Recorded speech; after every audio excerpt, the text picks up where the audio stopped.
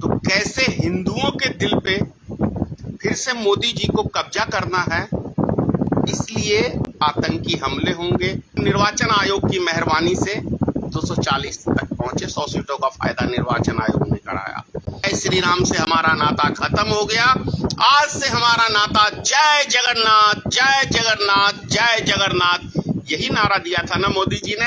अब फिर से देश में आतंकी हमले होंगे, मंदिर पे होगा, यात्रियों पे होंगे, तीर्थ यात्रियों पे होंगे। जो हुआ था कि जहां जहां चुनाव होते हैं वहां वहां आतंकी हमले होते हैं, और उस आतंकी हमले के बाद फायदा सिर्फ बीजेपी को होता है। तो इसका मतलब है कि वो आतंकी हमला बीजेपी कराती है।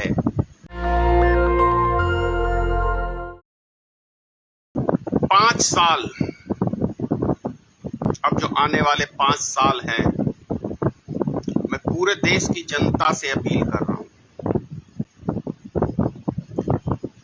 किसी ऐसे जगह में ना सफर करें जहां पे खतरा हो। जैसे आपने देखा मोदी जी के जिस दिन शपथ लिए हैं 9 तारीख को, उस दिन जम्मू कश्मीर में आतंकवादियों ने हमला किया तीर्थ यात्रियों पे। आप समझिए क्यों हुआ आतंकी हमला। एक तरफ मोदी जी शपथ ले रहे हैं प्रधानमंत्री का तीसरी बार, और दूसरी तरफ उसी टाइम आतंकी हमला हो रहा है। क्यों हो रहा है आतंकी हमला, ये आपको बहुत चिंता करके गंभीर विषय में सोचना है, और साथ में ये भी सोचना है कि अगले आने वाले सालों में कहां कैसे हमले होंगे, और ये हमले होंगे क्यों, यही तो विषय है।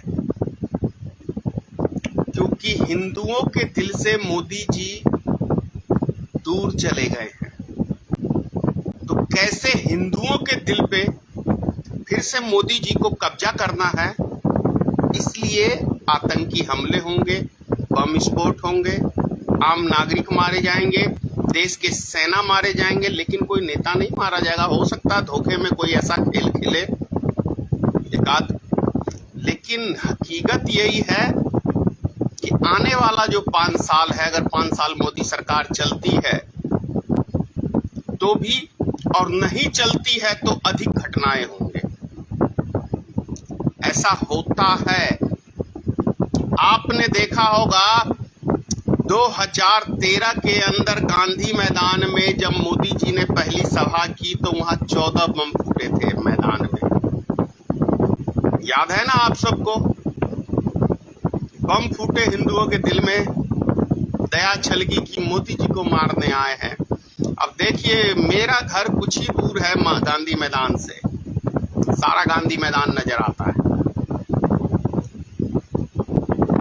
अच्छी तरह से भाषण सुनाई दे रहा था और टीवी पे भी चल रहा था। मोदी जी के कार्यकर्ता मतलब नेतागण वहां भाषण दे रहे हैं कि भाइयों बहनों पटाखे मत फोड़ो, और मोदी जी जब भाषण देने आए तो मोदी जी कह रहे हैं कि आप जितना बम चाहे उतना फोड़ो, मुझे बम से डर नहीं लगता। एक कार्यकर्ता बोलता है कि पटाखे मत फोड़ो, मोदी जी बोलते हैं जितना बम फोड़ो। मोदी जी क्यों नहीं बोलेंगे, क्योंकि मोदी जी को पता है कि मेरे मंच के नीचे बम नहीं है। तो लहर बनाया गया, 2014 का चुनाव जीता गया। मुद्दा कोई नहीं था 2019 के अंदर। फिर देखा आपने पुलवामा हमला चुनाव से ठीक 2-2.5 महीने पहले कराया गया। 42 जवान हमारे शहीद हुए।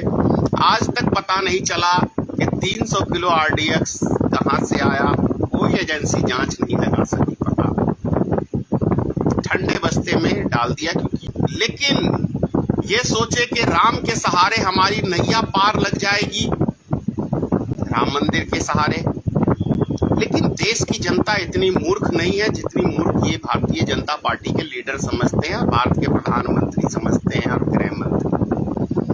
आईना दिखाने का काम अयोध्या में किया, चित्रकूट में किया, वाराणसी में भी किया। ये वाराणसी के भी चुनाव हारे हुए थे, कैसे जीते हैं ये निर्वाचन आयोग बेहतर बता सकते हैं, क्योंकि 1,07,00,000 वोटों की हेराफेरी हुई है, जिसका मामला सुप्रीम कोर्ट भी गया था और सुप्रीम कोर्ट ने कहा, ठंडे बस्ते में उन्होंने भी डाल दिया, क्योंकि निर्वाचन आयोग का सवाल है। तो ये अंतर 1,07,00,000 वोटों का अंतर जो था वो 100 सीटें मोदी जी को फायदा पहुंचा दिया। मोदी जी जो बोलते थे कि 400 पार 400 पार, वो सही बोलते थे मोदी जी, क्योंकि 400 सीटों से मोदी जी इस बार हारने वाले थे, जो निर्वाचन आयोग की मेहरबानी से 240 तक पहुंचे। 100 सीटों का फायदा निर्वाचन आयोग ने कराया। तो देश के अंदर इनसे कोई काम धंधा होने वाला नहीं है, विकास का कार्य कोई होने वाला नहीं है। इनको पता है कि धर्म, हाँ आपने देखा होगा कि इलेक्शन से पहले हर न्यूज चैनल जो भी नेशनल न्यूज चैनल हैं, एबीपी न्यूज हुआ, आज तक हुआ, इंडिया टीवी हुआ, रिपब्लिक, मतलब सब चैनल पे राम भगवान की आरती 5 टाइम, जैसे मुसलमान नमाज पढ़ते हैं तो 5 टाइम आरती दिखाते थे ये, कि राम के नाम पे बस हिंदू पिघल जाए पिघल जाए पिघल जाए। लेकिन आपने देखा होगा जिस दिन शाम को 4 तारीख को काउंटिंग हुआ और 7 बजे मोदी जी अपने कार्यालय पे गए, उन्होंने क्या संबोधन में कहा अपने भाषण में? जय श्री राम हट गया, क्योंकि जय श्री राम नैया डुबो दी। तो इसलिए मोदी जी ने कहा, चलो आज के बाद जय श्री राम से हमारा नाता खत्म हो गया, आज से हमारा नाता जय जगन्नाथ जय जगन्नाथ जय जगन्नाथ।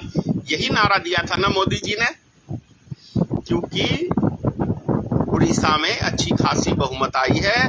तो अब मतलब मोदी जी को जहां से लाभ मिलेगा उसी की जय जयकार होगी, और जिस भगवान से लाभ नहीं उनको मिलने वाला, भाई राम के नाम पे आप कितनी बार लूटते रहोगे? राम भगवान भी तंग आ गए कि भाई मेरी एक मूर्ति तुमने क्या स्थापित कर दी, कितनी बार मैं तुम्हें सत्ता दूं? ऊपर से हजारों घर वालों को बेघर करने का काम अयोध्या में किया इस भारतीय जनता पार्टी की सरकार ने। अब बसे बसाए घर को जिसका उजाड़ दिया हो, उस व्यक्ति का दर्द कौन जानने लगा? आप सोचो, बाल बच्चेदार आदमी हो और रोड पे आपको ला दे, तो क्या उसको मानोगे? उस सरकार को नहीं मानोगे। तो ऐसा वहां पे अयोध्या में जो बुलडोजर बाबा के नाम से प्रसिद्ध हैं, योगी आदित्यनाथ, अपना घर तो बसाया नहीं, लेकिन बसे बसाए घर को उजाड़ने का बाखूबी काम दोनों ही नेता जानते हैं, देश के प्रधानमंत्री भी जानते हैं। उनका घर बसा तो वो खुद ही उजाड़ के अपना चल दिए। तो इनको पता नहीं है कि घर क्या किस चीज का नाम है।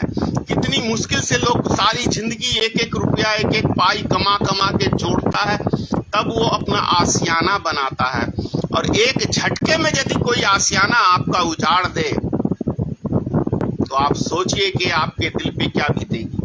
तो घर उजाड़ने का काम मोदी सरकार ने किया है, उत्तर प्रदेश में यूपी की सरकार ने किया है, और उस पे भाषण दे रहे थे माननीय प्रधानमंत्री जी की कोई बुलडोजर चलाना योगी आदित्यनाथ से सीखे।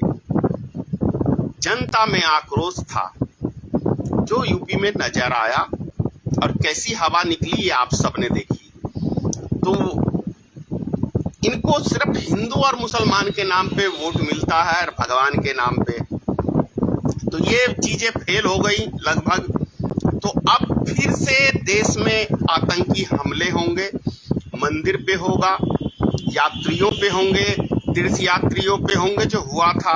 तो फिर से हिंदुओं के दिल में ये जगाने का देश की पूरी मीडिया करेगी, सुबह शाम आपको मुसलमानों को टारगेट करेंगे, और इतना नफरत आपके मन में घोलेंगे मुसलमानों के प्रति कि आप भी मान लोगे कि नहीं यार ये उग्रवादी है। तो फिर से पिघलेगा देश का जनता भारतीय जनता पार्टी के प्रति, और ये प्रोग्राम आरएसएस कराने में खूब माहिर है। तो आने वाला जो 5 साल है, मैं आपसे निवेदन करता हूं कि मेला हो, मंदिर हो, ऐसी धार्मिक जगहों पे जाएं तो बहुत सोच समझ के जाएं, क्योंकि देश में आतंकी हमले होंगे, ये मेरा मानना है। क्योंकि जो मैं इस सरकार का रवैया जब से मैं राजनीतिक में कदम रखा हूं और तब से मैं खंगालना चालू किया, तब से जानता हूं कि जहां जहां चुनाव होते हैं वहां वहां आतंकी हमले होते हैं, और उस आतंकी हमले के बाद फायदा सिर्फ बीजेपी को होता है। तो इसका मतलब है कि वो आतंकी हमला बीजेपी कराती है। आप सब समझदार हैं, अपना ख्याल रखें। जय हिंद। नेशनल दस्तक की आपसे गुजारिश है कि अगर इसको बचाना चाहते हैं तो नेशनल दस्तक को सब्सक्राइब करने के लिए रेड कलर के सब्सक्राइब बटन को दबाएं, फिर बेल आइकन की घंटी दबाएं। नेशनल दस्तक को बचाने के लिए बहुत जरूरी है कि हर खबर को शेयर करें, लाइक करें, कमेंट जरूर करें।